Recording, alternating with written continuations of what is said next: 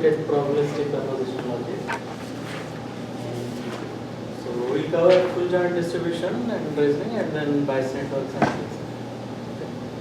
So first basically let us see what is the size of the full joint distribution table with n variables, each of which can take a values. So what do we mean by full joint distribution table? It is something if we have some variables, let us say A, B, C, and if they can take true or false values, then the table will give us what is the probability with which A is true, B is true, and C is false. Is 0.7 or something like that. What is the probability with which A is true, not B is true, C is true? So the table will give us for all combinations what are the probabilities. That's what we call as basically giving full joint distribution. So now if we have instead of 3 n variables, and each of them can take ai, if we have n variables 1 to n, and each of them can take a1 values until an values, then what is the size of this full joint distribution?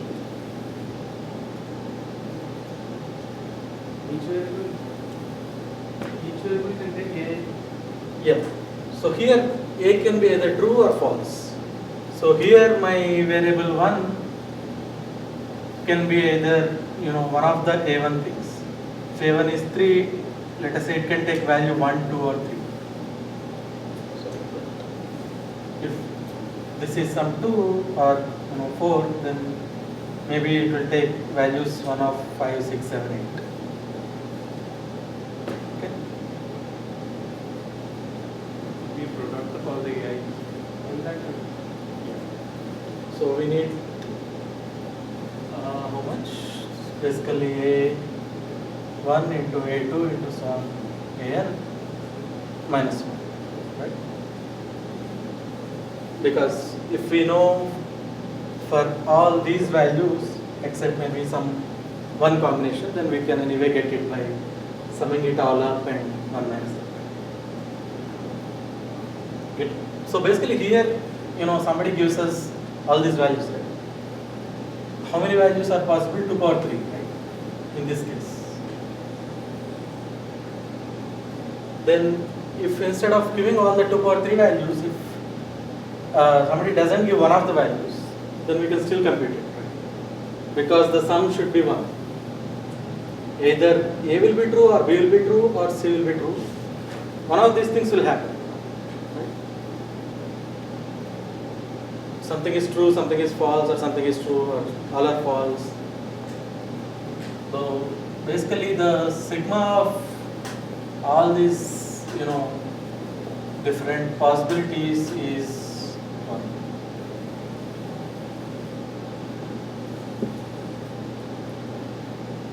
Any questions? So the size is, what is the final size for AI possibilities that can take AI values? So to specify a full joint distribution for this scenario, we need this many probabilities. Oh, that many probabilities. Yeah.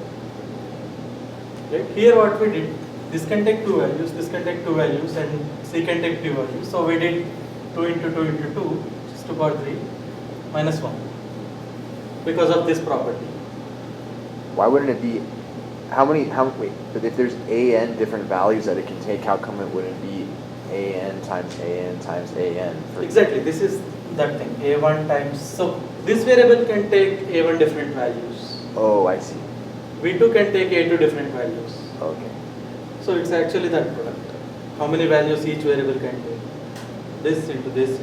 What Basically, about, these are all the combinations which we where have. does the minus 1 come from? Because of this property.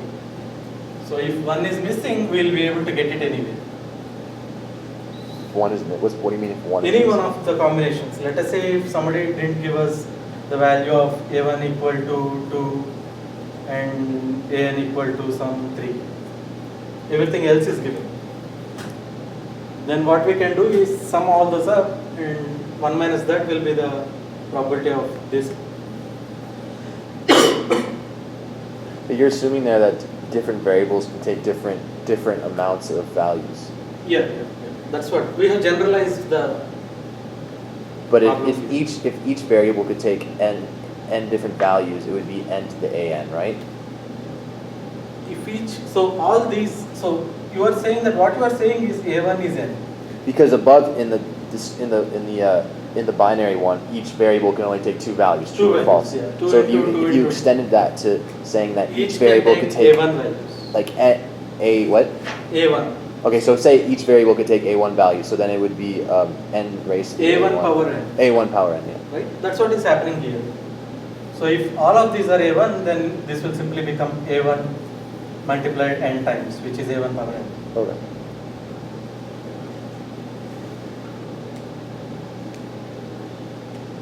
So the main point is that the table will give us, should give us all combinations. And all combinations meaning what are the values this can take, and when it takes one of those values, what are the values the next one can take, and so on. So the table should display all probabilities for all possible combinations. Yeah. And one can be missing because of this rule.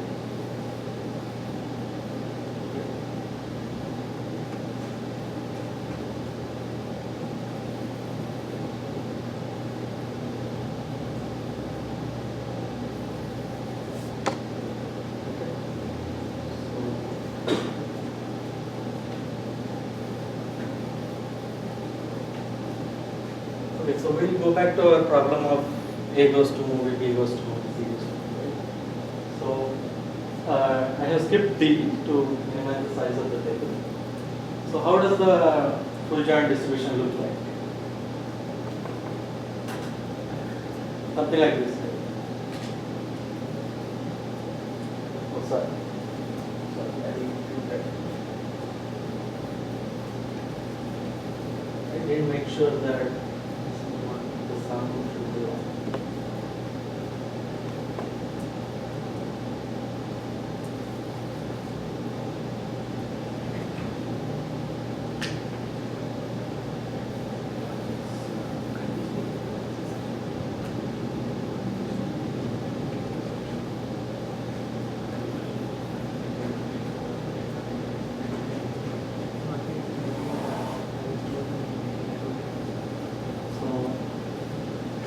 Now, this is a full joint distribution for that problem. If we have three variables, A going to movie, B going to movie, and C going to movie, each of them can be either true or false. Then somebody should give us probabilities for, at least 7 of them, which is 2 power 3 minus 1. And we can find out what is the remaining one. Right? Wait, is the remaining probability just the summation of all the other one minus summation of all the other? Summation. That's it. So one could give, one could skip any of the entries and we'll know. Okay, so the reason why you have to give an to the n minus 1 is because you can figure out the last one. That's the Yeah. reason why. Yeah. So you can give an to the n, or a to the n, but you don't. can give, then one But needs that's to just make sure that's that just this extra information, and you need to make sure that it sums, to make sure that the summation isn't greater than 1. it Or, must be or equal less to than. one. Exactly Yeah, it's the equal. equal one. Okay. And if somebody is skipping something, then we need to make sure that all the other values are actually less than 1 Okay. and greater than or equal to 0. Right? So I think it's easy to compute what is that value. 0.8 plus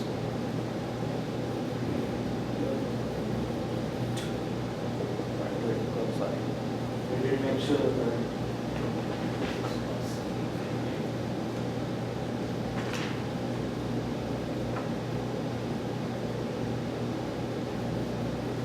sorry. So this is basically the missing value is this 0.0.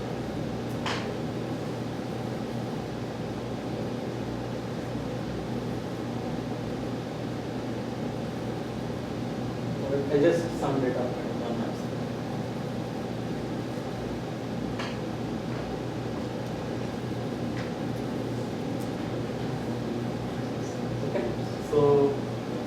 an interesting point. Now we can answer a range of queries given this table. Okay, we can answer any one of these. Any such questions. We're gonna answer based off of the previous table. Yes. So I think I just Can I see it real fast? keep it for the moment. Hold on a second. I just copied. C.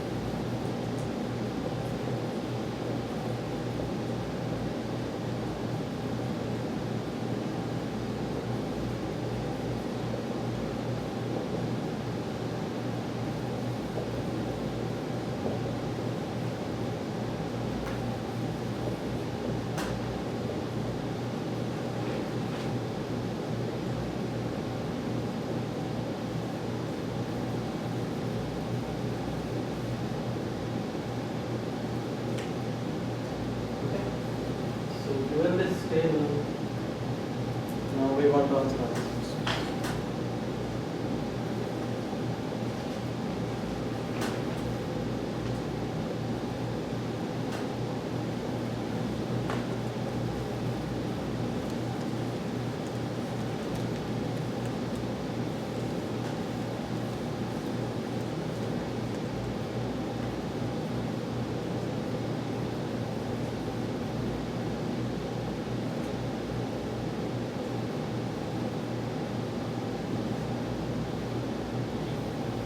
So the first question is, what is the probability that A goes to movie given B goes to movie?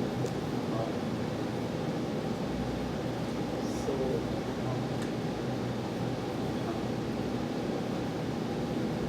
how do we want to do this here?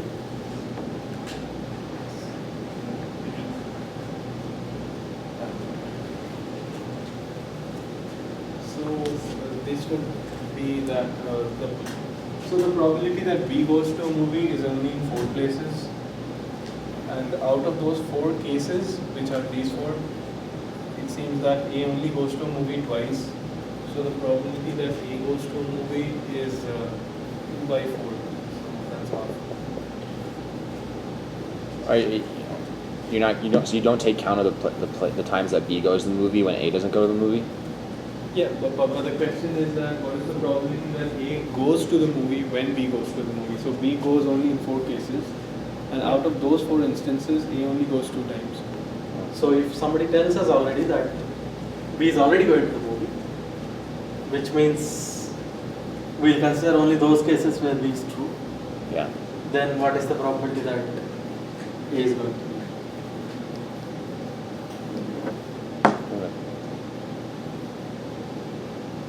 How come you didn't use the probability of A and B over probability of B?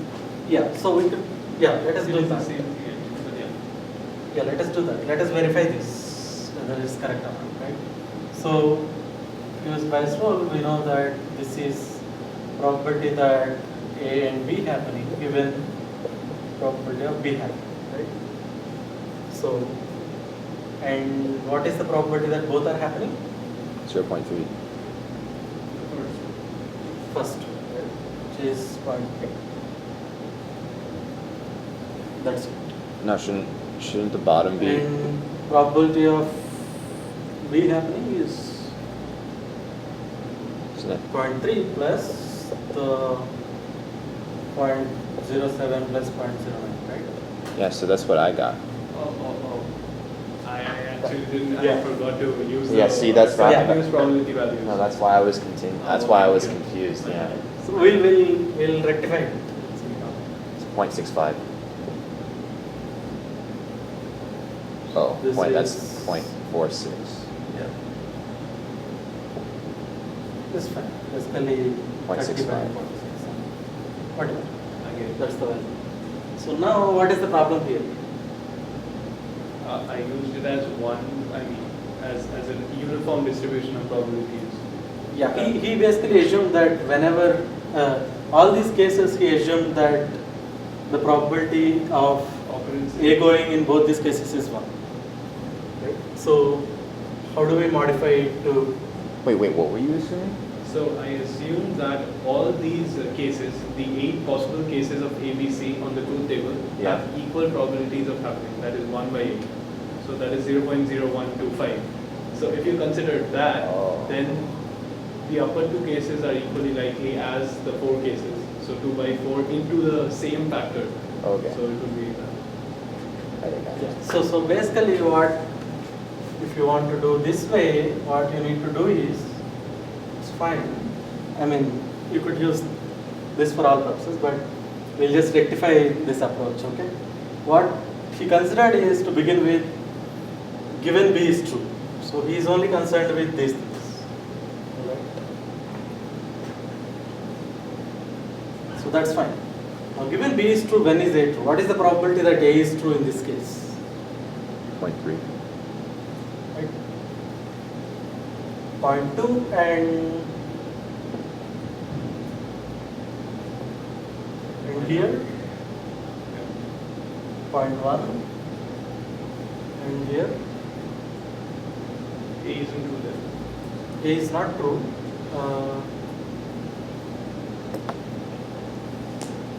We get it at all? No, I'm not sure. We need to consider probability of B separately. Otherwise, we won't get all the cases where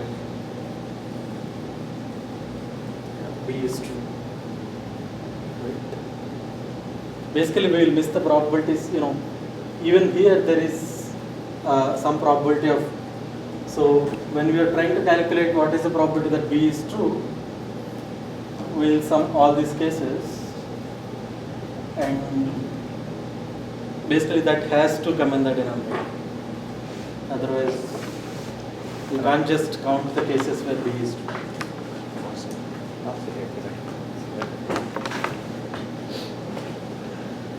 Alright.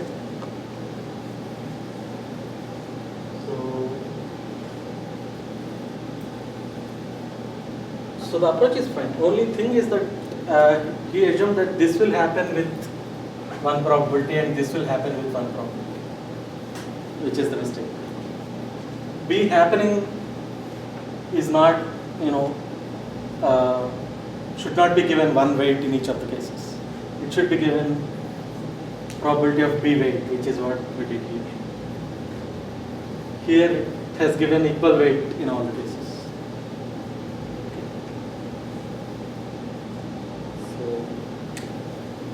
So now, any questions? Now let's see the second one. What is the probability that B goes to M will be given A goes to M?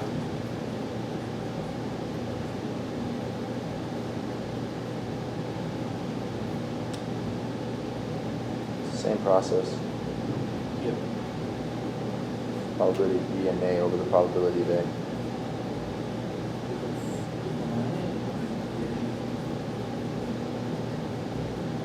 So this is same as 0.74.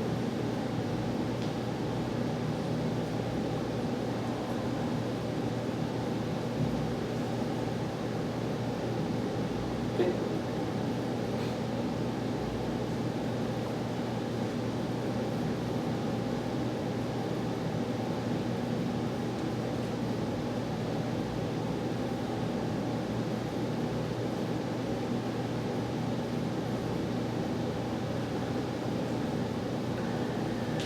Now the next one. What is the probability that C goes to movie given exactly one of A goes to movie also? So given event E. Okay, where E is exactly one of A or B goes to movie. So exclusive or Yeah. A or Exclusive. B, but not both. Not both.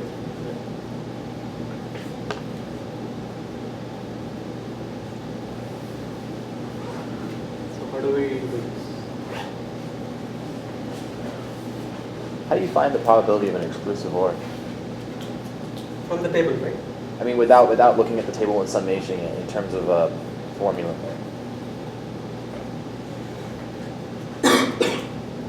In terms of a formula, so yeah, you can use this. P of E is same as P of A and P of not B plus P of not A, right?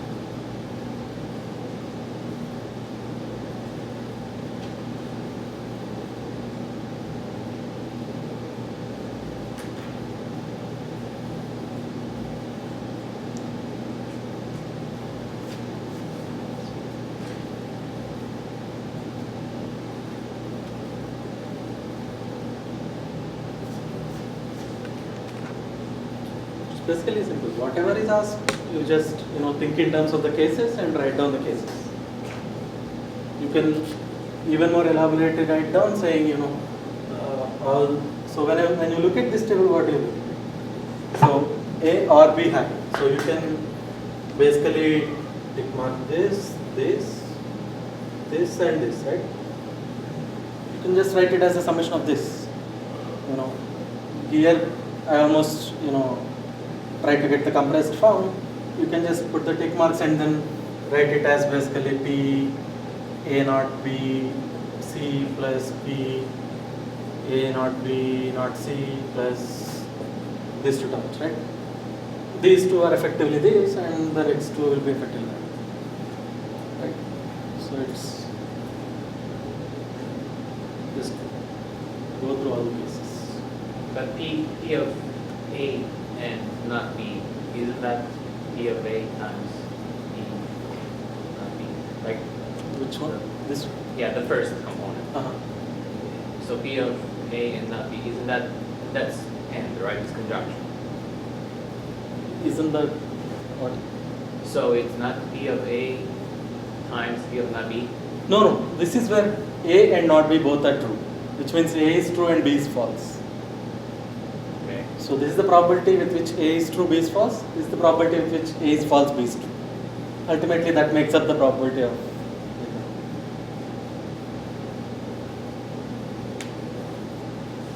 Okay, so then for the first component, where exactly do you look in the table? Where A For the is first false? component, this one?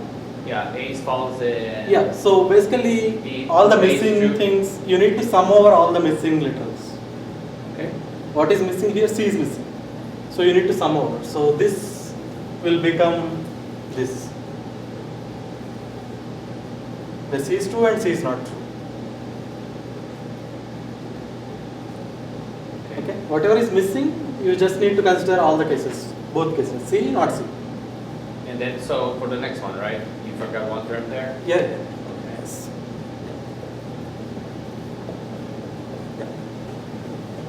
So the second term will map to these two.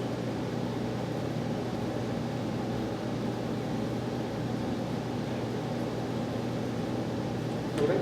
Just what we initially, ticked in the table, right? If we want PE, these are the cases we are interested in, and that's what we got from this formula or whatever. So you can just basically go through the table carefully what you want. In general, if somebody asks something other than A or B, somebody may ask A or B or C or A or B and not C, things like that. So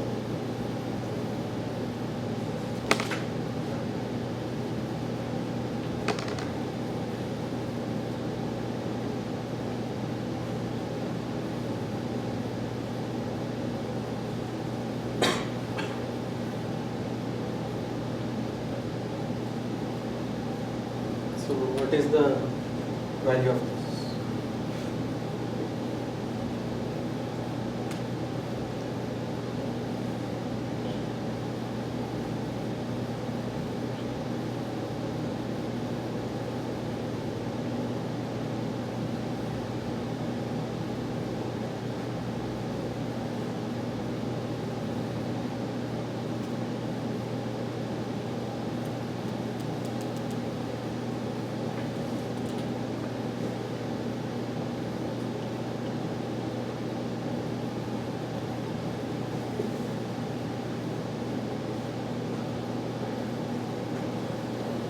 Alright. So we know the denominator. It's 0.4 plus rho 4. What is the numerator? Where C and E are both true. Which is basically in these cases where C is true. Etc.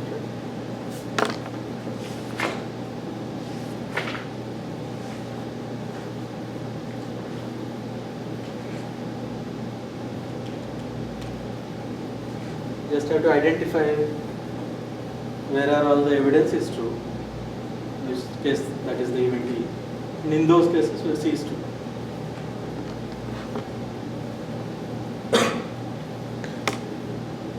Any questions?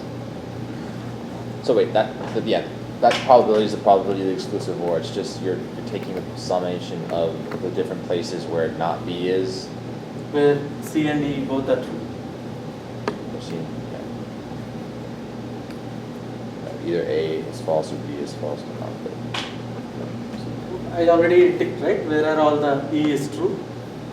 These are the 4 cases. And we say where C is true.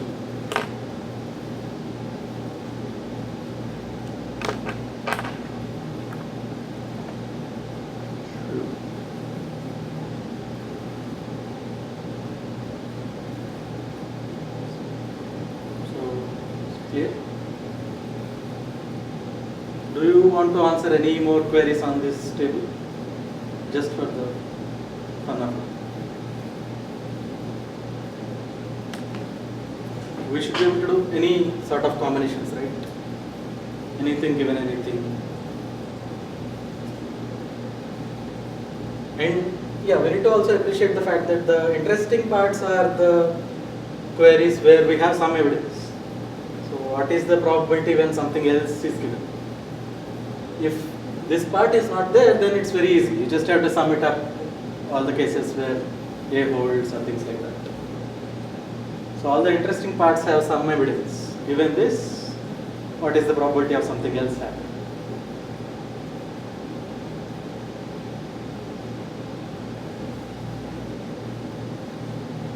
So let us solve one more query, something like probability of B given A comma C. Anybody? Just find an intersection of A comma C. Yeah. So we need to first identify where are all A and C are true, and then in those cases where B is true. That's it, right? So what is the probability that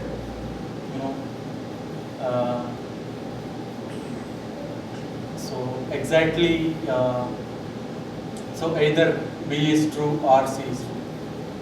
Okay. Either B or C given not A.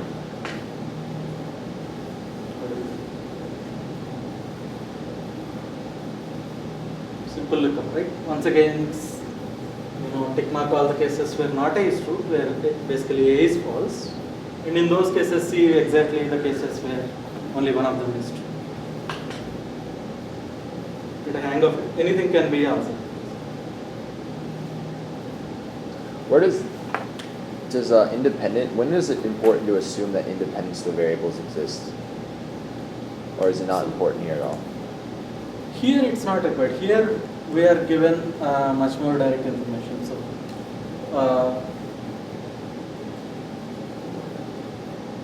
So here we are not assuming anything of any sort of that thing, right? Yeah. So we are going by the full joint distribution we are given. So when we go to bias nets, there we are given restricted tables. And the parts which are missing compared to the full joint distribution, we are instead given these independence relations. Okay? So basically, whether there is independence or not, everything is captured in this. And we don't have to worry about something is independent of it or not. When we try to compress this, represent it in a shorter form, because if we have, say, n variables, which can take true or false, this is blowing up to 2 power n, right? Which is bad. Let us say if we have some 10 or 20 variables for in a simulation, some nuclear, aerodynamic simulation, then the table will be huge. Okay, it may not even fit in memory. So then we want better ways of capturing the same information. Then we see that, okay, are they really, fully interdependent? So here everything is dependent on everything. That's what this table tells us. The probability of this and this and this happening is this, and this not happening is this. None of this could be derived from something else. And when we try to compress, that's what we do when we go to Bayesian networks. We basically, we say that, we don't need the full joint distribution. We can get away with a network if we know that, certain independence assumptions hold. So do you get my point? So basically, this is full information. Yeah. Okay. So the independence relations are required when you are not given full information. Okay. When you are given partial information, which we call conditional probability tables, and then the missing information should be in the form of these, whether something is independent of something else or not. So we'll just see that in the next question. Quick question. So looking at that table, what's the probability of A? We just sum over the probability That's where it. A is true? Yep. So the reason I'm asking you, so P of E, the first probability, P of A and not B and not C, that's equal to P of A times P of not B times P of C, right? No. Is it not? No. Why not? Isn't that the No. probability There, depends yeah, on- there you are assuming that A is independent of B is independent of C. Oh, okay. So they're Here- dependent. So okay. Here everything is dependent. So when you are not given explicit